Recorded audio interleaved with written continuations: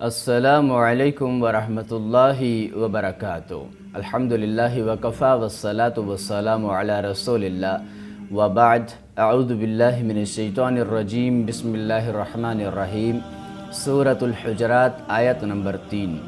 قال اللہ تعالی ان الذین یغضون اصواتهم عند رسول اللہ اولئک الذین امتحن اللہ قلوبهم للتقوی لہم مغفرۃ و اجر عظیم۔ بے شک وہ لوگ جو اپنی آوازوں کو اللہ کے رسول کے پاس اپنی آوازیں پست رکھتے ہیں، یہی وہ لوگ ہیں جن کے دل اللہ نے تقوی کے لیے آزما لیے ہیں، ان کے لیے بڑی بخشش اور بہت بڑا اجر ہے۔ محترم سامعین، اللہ کے رسول کے سامنے اپنی آواز کو پست رکھنا علیہ الصلاۃ والسلام، صحابہ کرام کے لیے تو ڈائریکٹ یہ حکم تھا، کیونکہ اس وقت نبی علیہ السلام زندہ تھے کہ وہ اپنی آوازوں کو پست رکھیں، آہستہ رکھیں، نیچا رکھیں، بلند نہ کریں نبی علیہ الصلاۃ والسلام کے سامنے۔ ہمارے لیے کیا حکم ہے؟ آج نبی علیہ الصلاۃ والسلام ہمارے درمیان موجود نہیں، تو ہمارے لیے کیا حکم ہے؟ ہمارے پاس ہمارے درمیان نبی علیہ الصلاۃ والسلام کے فرامین موجود ہیں، صحیح احادیث موجود ہیں، تو اپنی آواز کو پست رکھنا مطلب اپنی رائے، اپنی سوچ، اس کو نیچے رکھنا، ترجیح نہ دینا، یہ مراد ہے۔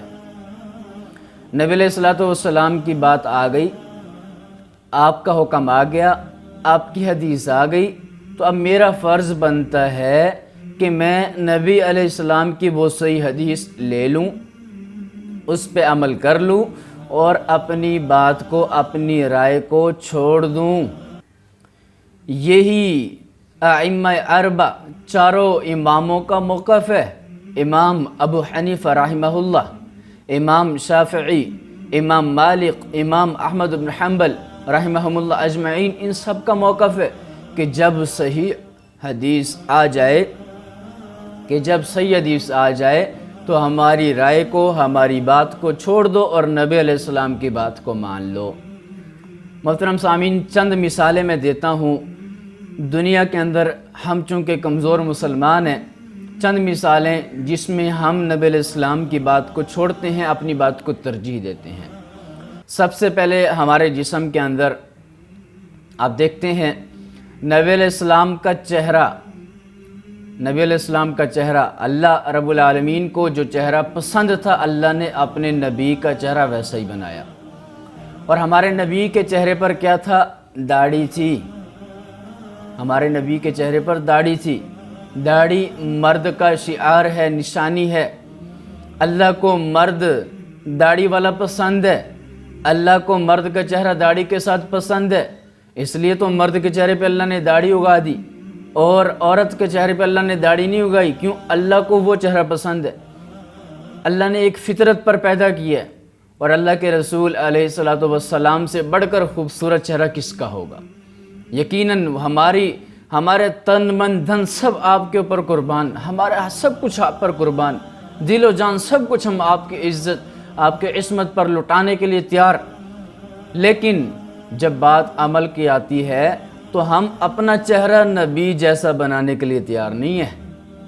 نبی علیہ السلام کی کئی حدیثیں آپ کو مل جائیں گی، بہت زیادہ حدیثیں ہیں، داڑھی بڑھاؤ، داڑھی کو معاف کرو، داڑھی کو چھوڑ دو، وفر اللحى اعف اللحى، بہت ساری حدیثیں ہیں۔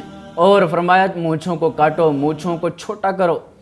مونچھیں بڑی کرنا، داڑھی کو کٹانا، یہ کافروں کا شیوا، یہ جو آگ کے پجاری تھے، زرتشت پرست، ان کا شیوا تھا، اور آج یہ ہمارا طریقہ بن چکا ہے۔ ہم نبی علیہ السلام کا چہرہ، آپ جیسا چہرہ بنانا پسند نہیں کرتے۔ جب سمجھایا جاتا ہے تو آگے سے جواب آتا ہے، کون سا فرض ہے، کون سا کوئی فرض ہے؟ محترم بھائیو، کل قیامت والا دن ہوگا، نبی کے سامنے پیش ہونا ہوگا، اللہ کے سامنے پیش ہوں گے، حوض کوثر پر نبی علیہ السلام موجود ہوں گے، اور وہاں پر اگر ہم داڑھی کٹے چہرے کے ساتھ چلے گئے تو نبی علیہ السلام کو کتنا دکھ ہوگا کہ یہ میری امت ہے، ان کے لیے میں نے اتنا کچھ قربان کیا، زخم کھائے، خون بہا، راتوں کو اٹھ اٹھ کر دعائیں کرتا تھا، اور ان میرے امتیوں کو میرے جیسا چہرہ، میرے جیسی شکل ہی پسند نہیں تھی۔ کتنے افسوس کی بات۔ تو یہ تو ایک چیز، آپ گھر کا ماحول دیکھ لیں، گھر کے اندر بہت سارے ہمارے معاملات شریعت سے متصادم، احادیث کی مخالفت، کھلے عام پردے کی طرف آ جائیں۔ ہماری مائیں، ہماری بہنیں قابل احترام، جب پردے کا کہا جاتا ہے نہیں کرتی، جواب ملتا ہے پردہ تو دل کا ہوتا ہے۔ محترم بھائیوں، یہ بات اللہ کے علم میں بھی تھی، اللہ تعالیٰ بھی جانتا ہے، اور نبی علیہ السلام کے علم میں بھی تھی کہ دل کو صاف ستھرا رکھا جائے، لیکن اس کے ساتھ ساتھ اللہ نے پردے کو حکم دیا، نبی علیہ السلام نے پردے کو حکم دیا، پردہ کرنے کو حکم دیا۔ آپ علیہ السلام کی بیویاں، ہماری مائیں، پاک باز ہستیاں، سیدہ فاطمہ آپ کی پیاری بیٹی رضی اللہ تعالیٰ عنہ، جنتی خاتونوں کی سردار، عورتوں کی سردار، پردہ کیا کرتی تھی۔ اس سے بڑھ کر کیا ہمیں دلیل چاہیے؟ ہم پردہ نہیں کرواتے۔ پھر آپ شادی بیاہ کے معاملات دیکھ لیں، طرح طرح کی رسومات، فضولیات، کیوں جی معاشرے کی ڈیمانڈ ہے، کیوں جی لوگ کیا کہیں گے، لوگ باتیں بنائیں گے، گویا کہ لوگ ہمارے نزدیک اللہ اور اس کے رسول سے بڑھ کر لوگوں کی اہمیت ہے۔ اس لیے تو ہمیں لوگوں کی فکر ہے، نہ اللہ کی فکر ہے، اللہ کے رسول علیہ السلام کی فکر ہے۔ ہم ہر جگہ معاشرے میں نبی علیہ السلام کی بات کو پست رکھتے ہیں، اپنی بات کو ترجیح دے دیتے ہیں، لوگوں کی بات کو ترجیح دے دیتے ہیں، معاشرے کی بات کو ترجیح دے دیتے ہیں، اپنے آفس، اپنے معاملات کو ترجیح دے دیتے ہیں، اور نبی علیہ السلام کی بات کو پست کر دیتے ہیں۔ تو گویا کہ ہم اس آیت کی مخالفت کر رہے ہیں۔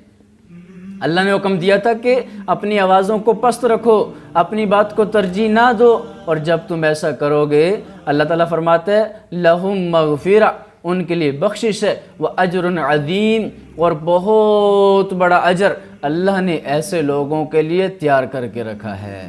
محترم سامعین، ہمارے نبی نے ہمارے لیے کیا کچھ نہیں کیا، اتنا کچھ کر کے چلے گئے۔ ہاں، آج ہمیں اس پہ فخر ہوتا ہے کہ ہم امت محمد صلی اللہ علیہ وسلم ہیں، ہمیں اس بات پہ فخر ہوتا ہے کل قیامت والے دن ہمارے نبی ہمارے لیے سفارش کریں گے۔